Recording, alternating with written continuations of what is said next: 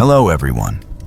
Before we start, make sure to like and subscribe to the channel and let me know in the comments where you're watching from and what time it is right now.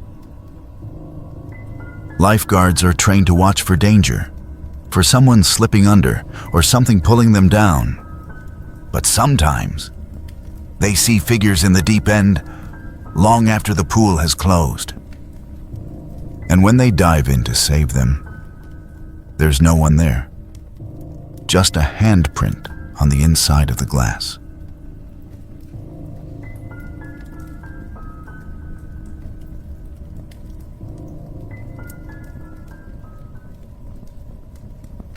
I rarely speak about what happened that morning, not because the memory has faded with time, but because it has remained vividly intact, like a photograph developed in darkness, always there, always waiting, never losing its shape or its weight.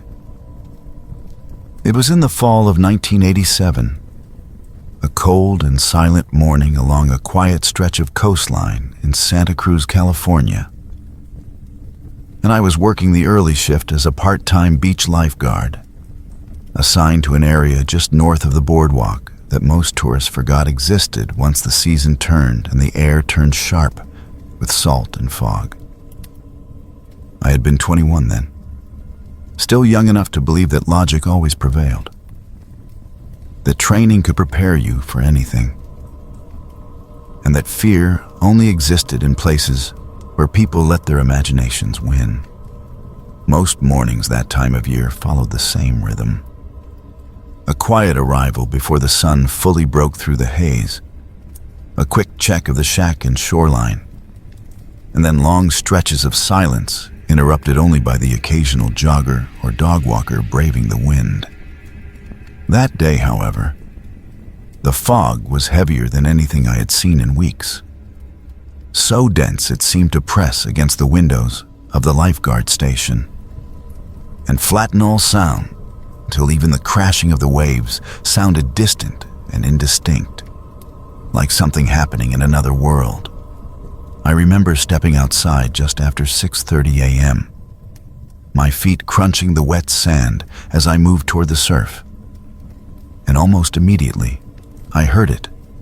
3 distinct, evenly timed blasts of a whistle cutting through the fog with unnatural clarity, so sharp and specific that I stopped in my tracks, trying to locate the source.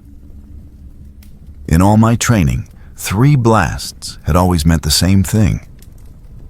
Someone was in distress, someone needed help, and that signal required immediate response without hesitation.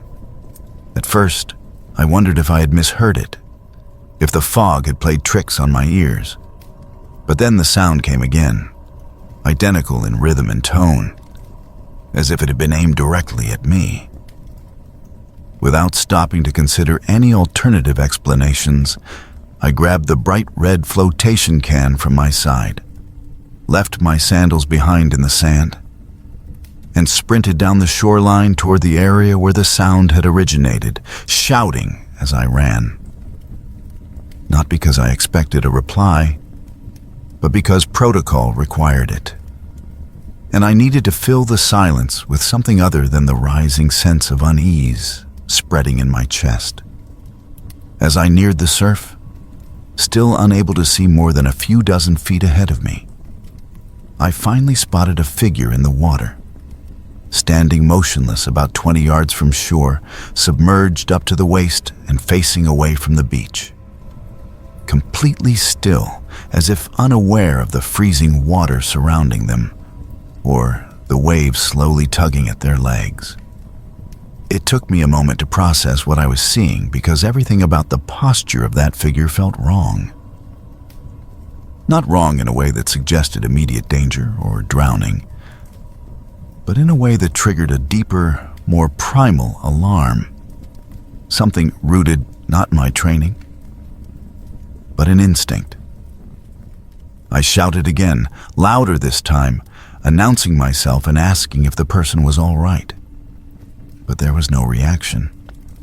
Not a turn of the head, not a flinch, not even a slight shift of the shoulders.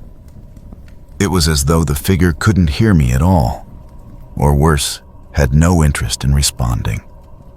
I began moving into the water, one careful step at a time, feeling the cold grip my skin like something alive and unwelcome.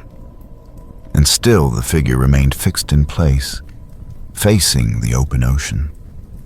As I drew closer, I watched the figure begin to turn, not abruptly or naturally, but in a way that felt entirely wrong, as if the movement was being dragged out of sequence, with the shoulders twisting first, followed slowly by the neck and finally the head, until the face came into view. Pale and heavy, with a bloated, discolored texture that reminded me instantly and uncomfortably of the drowned body diagrams we had studied during Lifeguard certification. The mouth hung slightly open, not in a scream or gasp, but in a slack, vacant expression that offered no sense of urgency or emotion. But it was the eyes, or what should have been eyes, that froze me where I stood, because they were not eyes at all in the way we understand them, but instead appeared as two dark, bottomless voids, glistening faintly like crude oil or wet obsidian, offering no trace of life or reflection. In that moment, I could neither advance nor retreat, paralyzed not by physical force, but by a sensation of being studied, or perhaps not even noticed at all, by something that had no business standing upright in that water. I wanted to speak again, to call out, to demand some kind of explanation or confirmation of what I was seeing. But before I could draw breath, the fog shifted ever so slightly, and the figure vanished completely, not diving or slipping beneath the surface, but simply no longer existing where it had been an instant before. I lunged forward into the space it had occupied, splashing chest deep into the water and searching for any sign of movement beneath the surface. An arm, a shadow, a bubble. But the ocean was still and cold and empty, its only disturbance caused by my own frantic motion. I remained there for what felt like minutes, circling the area, diving once, twice, hands outstretched beneath the surface as if hoping to feel some proof that what I had seen had been real. But all I encountered was the slow, steady tug of the current and the numbness creeping up my limbs. When I finally made it back to the shore, soaked and shivering and unable to shake the sense that something had watched me from behind the curtain of fog, I found the other guards already beginning to arrive for the shift change.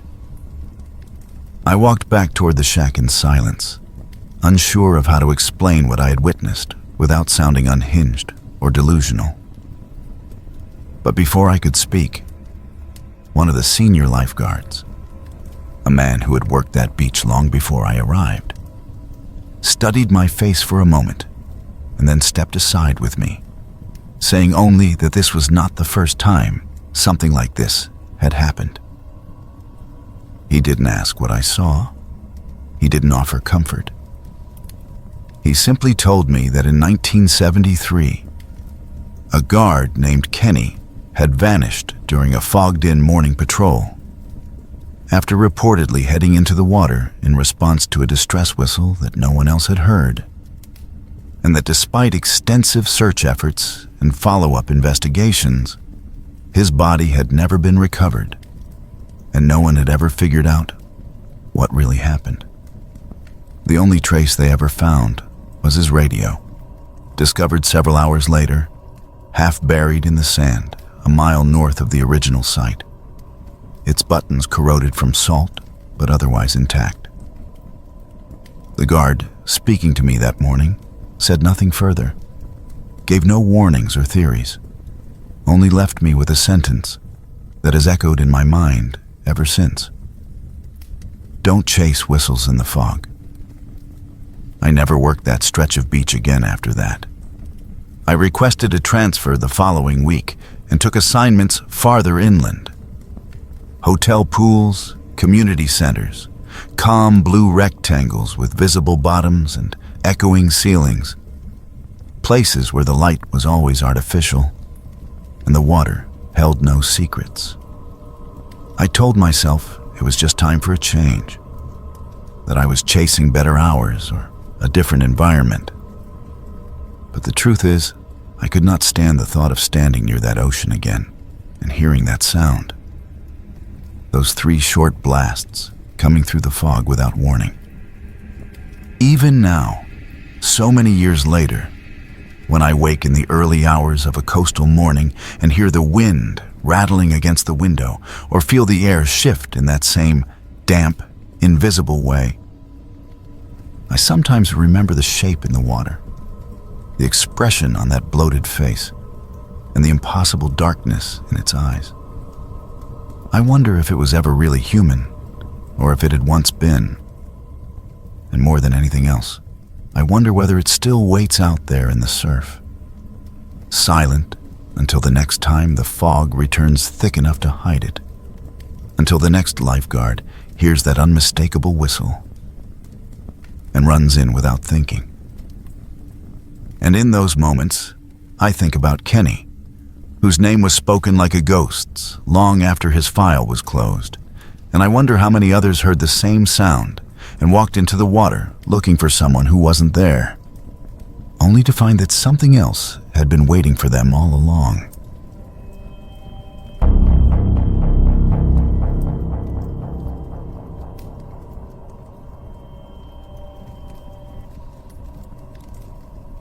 I had been working as a lifeguard for more than 15 years by the time the incident at Lake Lanier took place. And during that time, I had dealt with my fair share of emergencies, misjudgments, and near-tragic situations. Things that taught me how to stay calm under pressure, how to move quickly when time mattered, and how to shut off the noise in my own head once the moment had passed. Over the years, I had become almost desensitized to the rhythm of beachside danger and the constant balancing act between vigilance and routine. But what happened that day in the summer of 2009 was unlike anything I had encountered before. And to this day, it remains the one memory that still visits me unexpectedly, resurfacing at odd hours when the world around me has gone quiet. It was a brutally hot Saturday in late July, the kind of day where the heat seemed to rise straight off the sand and hang in the air like a curtain, pressing down on everything with a dense, breathless weight that made even the breeze feel heavy. The beach was packed from one end to the other, with families staking out their spots beneath beach umbrellas, folding chairs clustered in loose semicircles, and kids weaving between towels and coolers as if the whole place was their personal playground.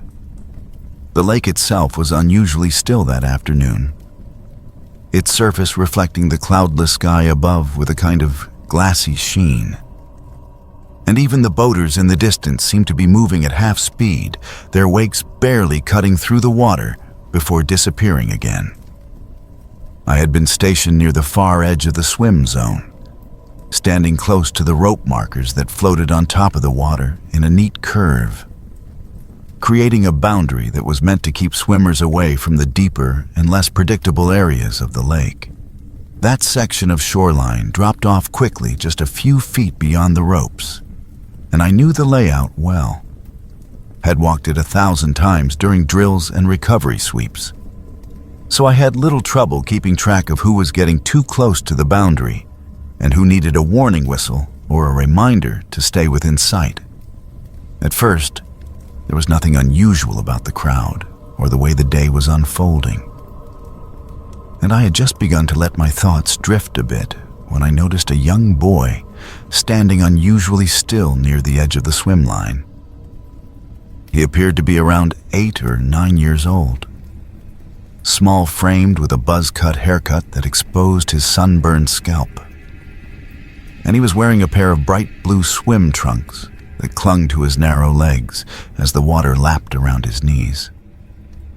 What struck me immediately was not anything he was doing, but rather the complete absence of motion.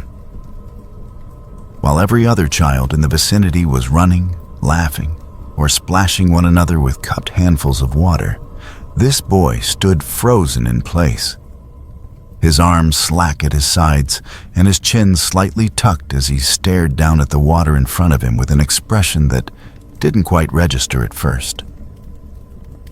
For a few seconds, I assumed he had dropped something or was simply watching his toes distort in the shallows, but then I noticed the way his body had gone rigid and how his jaw trembled slightly as though he was either cold or frightened, even though the temperature was oppressive and the sun showed no sign of fading. A moment later, he raised one hand, not in a panicked flailing motion like someone in distress, but with slow, awkward uncertainty, like a child trying to get an adult's attention without fully understanding what he was reacting to. And then he began to wave, although the gesture seemed hesitant and strangely mechanical, as if his arm was moving on its own rather than with any clear purpose. His face remained pale and expressionless, his eyes still locked downward, and I felt something inside me shift. Not panic exactly, but a cold sort of alertness that I had learned to trust over the years. I stepped off the platform and moved quickly toward him, walking along the shoreline with long strides as I tried to get a better look at what he was pointing at, or whether there was someone else nearby who had gone under. When I reached the water's edge, I could see that the boy had not moved from his original position, and now that I was closer, I noticed how tightly he was gripping his left hand into a fist at his side, while his right arm remained outstretched, finger aimed straight down at the surface in front of him. His lips were slightly parted, and although he said nothing, his lower jaw quivered the way it does when someone is either fighting back tears or on the edge of total emotional shutdown. Without asking any questions or wasting time trying to coax a response from him, I dove into the water in the direction he had indicated. The water past the rope line dropped off steeply, and within just a few kicks, I was descending into colder, murkier depths, where the lake bed turned from soft sand to a rough incline covered in jagged rock and silt. The visibility was limited, as it often was in that part of the lake, but the sunlight was unusually strong that day, and it managed to penetrate farther than usual, slicing through the water in thick columns that shimmered as I swam deeper. I had expected to find perhaps a lost item or some submerged debris catching the boy's attention. But as I reached a depth of around 10 feet, I caught sight of something that made my stomach tighten instantly and forced me to freeze mid-kick. There, nestled between two heavy slabs of stone along the sloped floor, was the upper half of a man's body. His torso twisted slightly, but his head tilted just enough to face upward toward the surface where I had just come from. His eyes were wide open and glassy, his pupils clouded by lake water and time, and his mouth hung slightly ajar in a way that didn't suggest peaceful drowning, but rather something interrupted. An expression frozen in terror or shock that hadn't faded with decay. His skin, though waterlogged and pale, appeared strangely intact. The texture of it stretched tight over his cheekbones and brow, almost as if he had been preserved rather than eroded by time beneath the surface. He was fully clothed in what looked like a long-sleeved button-down shirt and a pair of faded jeans, both of which clung to his body with the weight of saturation. And his sneakers were still tied neatly at his feet, now anchored in the sediment between the rocks. The way he was positioned, trapped in that small recess, motionless and angled perfectly toward the sky, gave the impression that he had been staring upward for a very long time. And I felt something cold crawl down my spine as I realized how close he had been to the surface all along. I surfaced as quickly as I could and called for immediate assistance. The other guards began clearing the beach with practiced urgency. And within the hour, the sheriff's dive team had arrived and begun the recovery. They struggled to free the body at first, explaining later that he had been wedged so tightly into the rocky crevice that any shift in the surrounding stone threatened to damage the remains. And when they finally managed to bring him up, the entire beach had gone quiet, as though the lake itself had hushed in anticipation of what was being lifted from its depths. The body was loaded into a waiting vehicle, and later that week, we learned that he had been identified through fingerprints as a man who had gone missing nearly 2 years earlier. According to official reports, he had taken his small fishing boat out one evening and never returned. The boat had been recovered the next morning, drifting several miles from where I had found the body, with his tackle box and supplies untouched, and no sign of a struggle or accident. The search at the time had covered a wide area, but no trace of him had ever been located. Until now. What lingered in everyone's mind afterward was not just the length of time he had remained hidden, but the impossible way in which he had been discovered. The divers explained that even with their lights and cameras, they had difficulty seeing the body again after it was pointed out, due to the shadows cast by the rocks and the awkward angle of the crevice.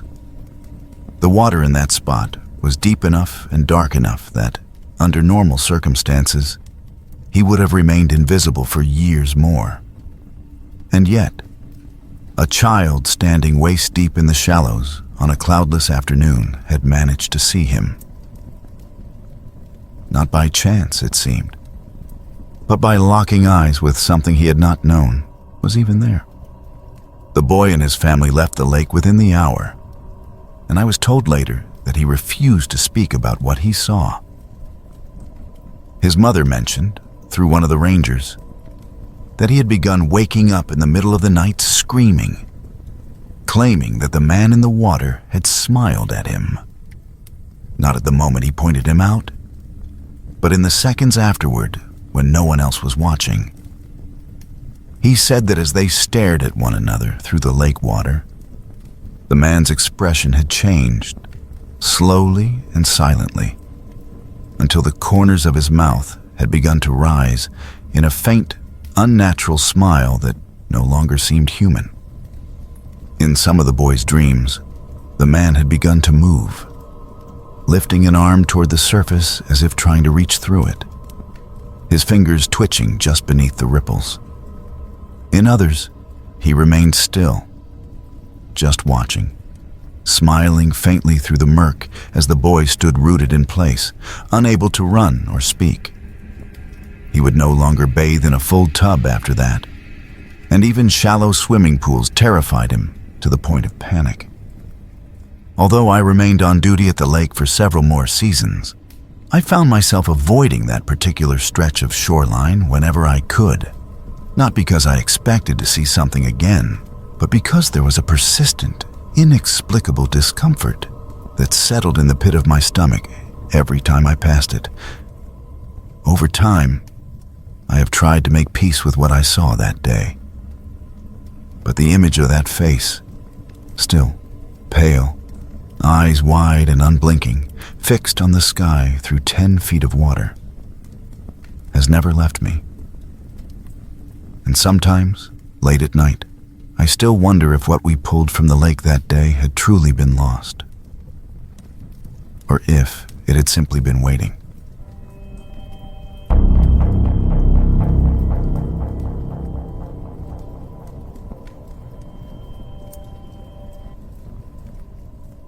I spent nearly every summer of my adult life working at the Del Sol Swim Club, a private swimming facility tucked into a quiet residential area on the outskirts of San Diego, where palm trees swayed against the windless sky and the scent of sunscreen lingered in the humid air that clung to the concrete deck. By the summer of 1999, I had already worked there for over 15 years, long enough to know the rhythm of the place by heart. the subtle changes in water color depending on time of day, the sound the filter made before the pump caught properly, the routine complaints from overprotective parents, and the minor injuries we logged with half interest. While the younger guards came and went with the school calendar, I stayed year after year, taking comfort in the predictability of it all. I liked knowing that nothing truly unusual ever happened there. Until that summer, when something occurred that has never quite left me. It began on a Tuesday afternoon in early July, one of those windless, overbright days where the heat seemed to pool in the shadows, and even the rowdiest children swam lazily. The pool was relatively quiet, with fewer than 24 members scattered across the shallow end and lap lanes, while a few older swimmers paced themselves in their usual lanes, creating rhythmic ripples that lapped gently against the edge. I was stationed in the northwest guard chair, which had a clear view of the deep end, and sat in partial shade by late afternoon. When I became aware of a sound that at first I mistook for a distorted echo from the other side of the deck, what I heard did not resemble the usual ambient noise of the pool. Laughter, splashing, shouted instructions, but instead sounded like a child's voice, faint and slow, rising from below the surface of the deep end, uttering something low and indecipherable that seemed to resemble a plea for help. At first, I remained still and scanned the water methodically, counting heads and evaluating posture, as I had done thousands of times before. But I quickly saw that no one was in distress, and that the swimmers, both young and old, were accounted for and moving normally. Despite the normal appearance of things, a cold, creeping instinct began to climb up my spine, prompting me to blow my whistle and clear the pool as a precautionary measure, which was met with groans and confusion. But I stood by it without explaining. Once the swimmers were safely out of the water, I walked slowly around the pool's edge, particularly the deep end where the main drainage grate was embedded in the floor. And after crouching beside it and studying the still, glassy surface of the water, I leaned in closer, as if the answer to what I had heard might still be hiding just beneath it.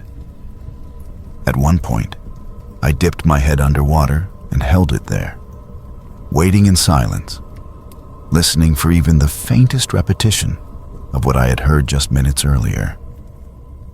But all that greeted me was the subtle mechanical hum of the pump and the far-off creak of someone adjusting a deck chair.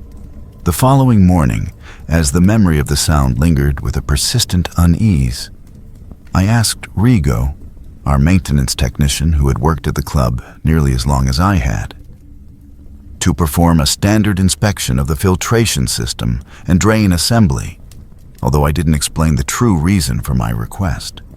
Instead, I told him I had noticed some irregular noise from the skimmers during peak hours and suspected that a valve might be sticking. Rigo, whose quiet demeanor often made him appear detached, but whose attention to detail was unmatched, spent the better part of the morning dismantling the pump housing, inspecting the pressure gauges, flushing the return lines, and verifying the integrity of the seals. After finishing his examination, he reported no significant issues, though he did note that the equipment was aging and mentioned, more out of habit than concern, that some older systems occasionally produced strange sounds under pressure fluctuations. I tried to dismiss the incident as an auditory misperception, or perhaps an unusual acoustic effect created by the structure of the pool and the echo of voices bouncing off the tiled deck.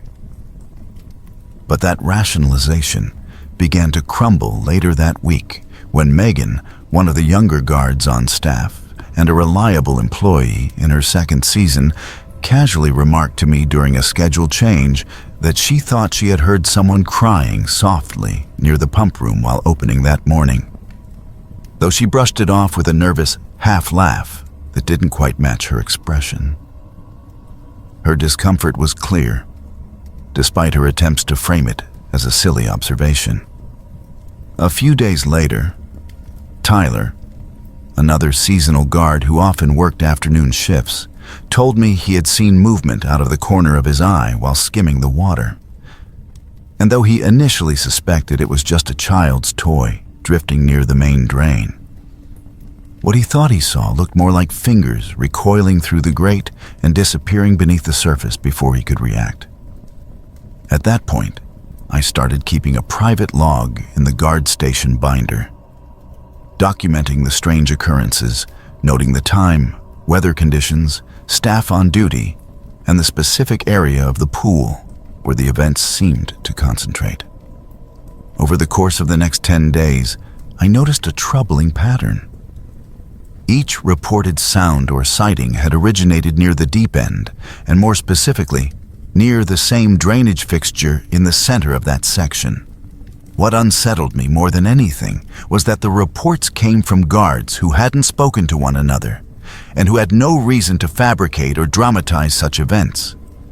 Each observation was independent and unprompted, yet eerily consistent. One morning shortly after opening, Megan arrived ahead of schedule to vacuum the pool floor, using the telescopic pole and hose system we kept stored near the maintenance shed. When I arrived just a few minutes later, I saw her sitting on the far end of the deck near the deep end, drenched from head to toe, her shoulders trembling slightly as she stared out across the still water. The vacuum pole had slipped partially into the pool and floated gently beside the edge. When I approached her, she didn't say much at first, but her knuckles were white from gripping the edge, and her breathing was shallow, as though she had just emerged from a struggle. Later, she told me, quietly and with great difficulty, that while she was vacuuming near the center of the deep end, she had felt a sudden and undeniable grip around her ankle. Not the sensation of suction or loss of balance, but a distinct pressure that closed tightly around her leg and yanked her downward before she managed to twist free. That was the last time Megan reported for duty. She resigned the following day without further explanation. Over the course of the next 2 weeks, we lost 3 more lifeguards, none of whom provided clear reasons for their departure. Though one of them, a typically confident and reliable young woman named Kelsey, told me in passing that she had begun to feel physically ill every time she approached the deep end during closing shifts. Another refused to return my calls. The staff roster was suddenly reduced to a skeleton crew. And with membership questions mounting and staff morale in decline, I pressed the board for action. Though reluctant at first, they eventually agreed to bring in an external inspection team from an aquatic safety contractor who specialized in older pool systems. The specialists arrived promptly, bringing with them sophisticated camera equipment, pressure test tools, and submersible sensors designed to detect flow irregularities or structural defects in the plumbing. They spent 2 full days examining every inch of the drainage infrastructure, crawling through the pump room, reviewing installation diagrams, and even threading a waterproof camera through the primary suction line.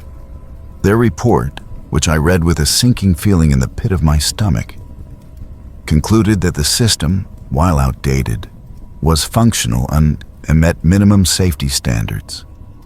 No major flaws or hazards were identified, aside from the expected wear and tear on equipment that had not been updated in over a decade. Despite the inconclusive findings, the board, whether out of liability concerns or a desire to pacify anxious parents and staff, approved a full replacement of the drain system. The pool was drained, the concrete surrounding the main grates jackhammered open, and over the course of 2 weeks, contractors installed a modern anti-entrapment drainage system compliant with newer federal regulations. I remained on site during the work, partly to oversee the project and partly because I couldn't shake the feeling that something significant was about to be uncovered. It was during the fourth day of excavation, as they removed a section of the old mainline suction port, that Rigo, who had continued working alongside the contractors, called me over to see what they had found. Lodged deep inside one of the now exposed drain assemblies, coated in years of grime and reddish mineral buildup, was a small plastic toy truck. It was the type a young child might bring to the poolside and forget. But its presence so deep inside the drainage line made no mechanical sense. The object was partially melted on one side, its colors faded and edges softened. But what drew our attention most of all was the name scratched into the side in shaky, childlike lettering. The word Eli had been carved roughly into the plastic with something sharp, perhaps a rock or the edge of a key. No current members had children by that name, and none of our recent lost and found entries described a toy like it. Later that week, while organizing a series of archived safety and incident reports in an effort to update our internal documentation, I came across a dusty binder in the office cabinet containing records dating back to the early 1980s. Near the back, on a yellowed and slightly water-damaged page, I found a single report filed in August of 1981 detailing the accidental drowning of a 5-year-old boy named Elijah Grayson during a weekend family swim. According to the entry, Elijah had vanished briefly while playing near the deep end and was discovered moments later floating face down, unresponsive, and already beyond the help of CPR. A maintenance note had been attached to the report, stating that the suction pressure from the main drain was believed to be higher than standard at the time and that a full drainage system replacement had been recommended for the fall. There were no follow-up entries, no documentation of legal proceedings, and no mention of the incident anywhere else in the club's historical logs. After the renovations were completed, the strange occurrences ceased entirely. Staff turnover stabilized.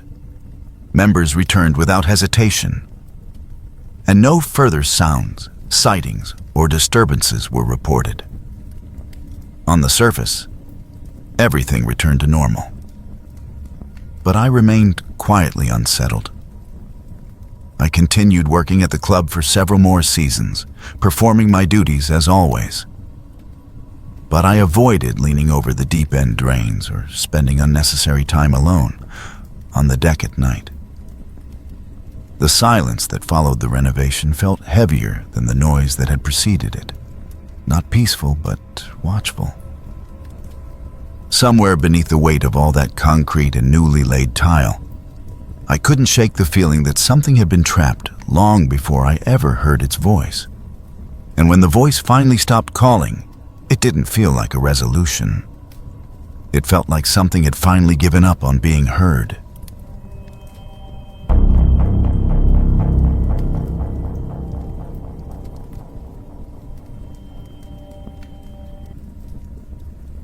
I spent most of my working years maintaining the kinds of places most people pass through without a second thought. Public pools, recreation centers, city parks. All those background facilities that seemed to operate on their own until something went wrong. In the early 1990s, I was assigned to the South Lamar Community Pool in Austin, Texas, a mid-sized outdoor facility that had seen better decades, with bleached lane dividers, hairline cracks across the concrete walkways, and a water filtration system that needed near-constant babying just to keep the chlorine levels from drifting out of code. Although my job was technically part of the facilities division, those of us working day-to-day at the pool developed a rhythm that blurred the lines between departments. If a toilet backed up in the locker room or a kid lost a retainer in the drain, we were the ones who handled it. The lifeguards were mostly teenagers in red shorts and mirrored sunglasses, only half interested in their responsibilities until a whistle blew. And even then, Most emergencies amounted to skinned knees, someone diving where they shouldn't have, or the occasional fainting spell after too long in the sun. That particular summer in 1994 had been unrelenting.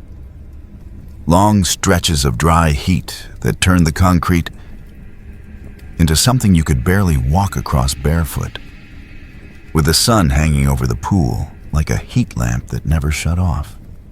Most days saw full capacity by noon, with families lining up outside the chain-link gate before we even opened. Children pressing against their parents' hips with towels already slung over their shoulders and goggles dangling from their wrists. The sounds were always the same. The steady rhythm of splashing water, the shrill bursts from lifeguard whistles, and the chaotic blend of laughter, shouting, and the buzz of insects that filled every silent moment between. The day it happened started no differently. I was working near the pump room, recording routine pressure readings and checking the chlorine saturation levels that always tended to spike on high-traffic days, when I heard the double blast of a whistle. A sharp, unmistakable sound that cut through the normal poolside noise and sent an instant ripple of tension across the deck. Every employee at that facility knew the signal. One whistle meant a rule violation. Two meant an emergency. Lifeguards immediately began clearing the pool while staff moved to block off the entrances. And before long, the entire deck had emptied out under the sweltering sun. The initial cause for concern had come from a lifeguard who noticed a vacant chair near the deep end.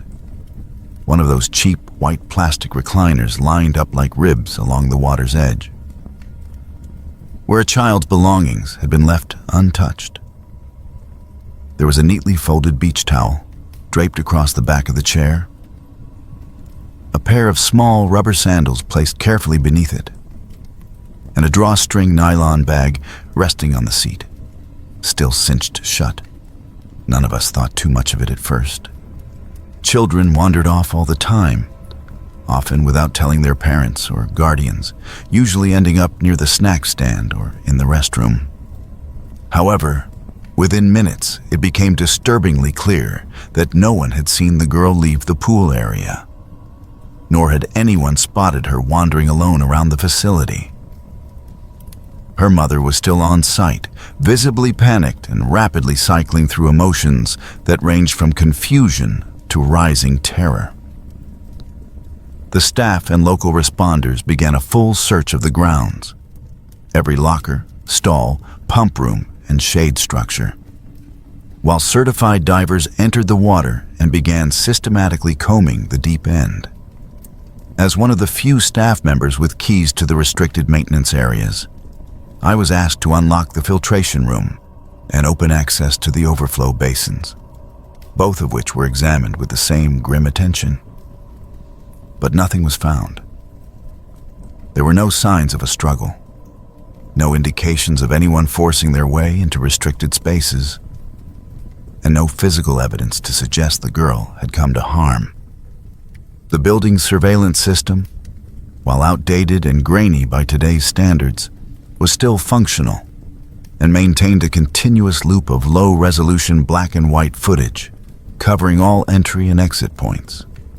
The tape showed the girl arriving with her mother at approximately 12:15 p.m., walking hand in hand through the turnstile at the front gate, her towel tucked beneath one arm and her goggles swinging loosely from her fingers.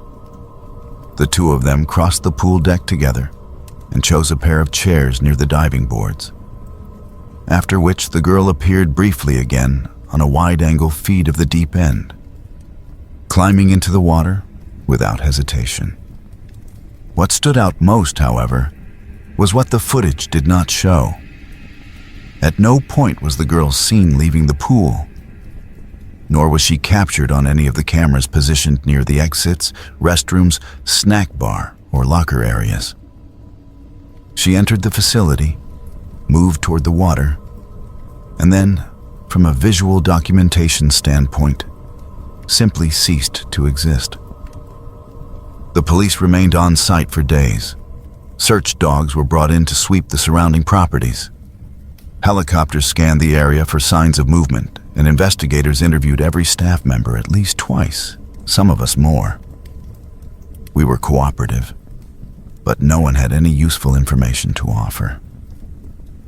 I personally retraced every access point in the mechanical corridors, every air duct and drainage pipe, revisiting even those areas I knew to be structurally sealed off, just to rule them out. Nothing made sense. For 13 days, there were no updates. No witnesses came forward. No new evidence emerged. It was as if the building itself had swallowed her whole. It wasn't until the second week, during one of the overnight janitorial shifts, when the facility was dark and locked, that something shifted. A young maintenance custodian, who had only joined that summer, reported hearing an unusual sound near the far wall of the pool deck, specifically along the row of decorative tile that masked the structural cavity housing the old overflow system. He described the sound as subtle but distinctly wet. Not the typical mechanical drip of condensation from a vent, but rather something more organic, followed by a muted impact, almost like the soft thump of something collapsing gently against a hard surface. Behind that tiled wall existed a narrow, infrequently accessed crawl space. A confined maintenance duct designed decades earlier for plumbing access, no longer in active use and sealed behind a metal hatch secured with a specialty torque wrench. The space itself was little more than a concrete trench, barely shoulder width in diameter, lined with rusted pipes and mildew-stained insulation. It wasn't the sort of area anyone would enter casually, and certainly not somewhere a child could have wandered into unnoticed, let alone remained undetected for almost 2 weeks. When the hatch was unbolted and carefully removed, a rush of stale, humid air escaped into the open space. Thick with moisture, metallic, and oddly warm despite the time of night. The workers lowered flashlights into the crawl space and immediately saw something nestled in the rear corner. A small, motionless figure curled on its side, limbs drawn inward as if in sleep. It was the missing girl. She was still wearing the same swimsuit she had arrived in. Her skin was damp to the touch, although the air in the crawl space was dry. And there were no signs of decomposition, no bloating, no odor. None of the biological evidence one might expect from a body kept in a sealed, unventilated space for 13 days. Her face was calm. Her expression bore no visible distress, no panic or fear. It was as if she had simply lain down and never woken up. The coroner's report was both thorough and deeply unsatisfying. There were no abrasions, no broken bones, no water in the lungs, no foreign substances in her system, no signs of dehydration or malnourishment. And, most perplexing of all, her body temperature and muscle composition suggested that she had only been deceased for a matter of hours prior to discovery. In simple terms, the official time of death placed her passing at least 12 days after she had vanished. Investigators reviewed every possible explanation. They considered the possibility of her hiding, of someone abducting her and returning her later, even of her somehow entering the crawl space without assistance. But none of these scenarios aligned with the physical constraints of the facility or the condition of her body. The pipe that connected the crawl space to the pool's overflow system was less than 8 inches in diameter, entirely insufficient for even a small child to pass through. The hatch had remained bolted, and none of the staff reported unauthorized access.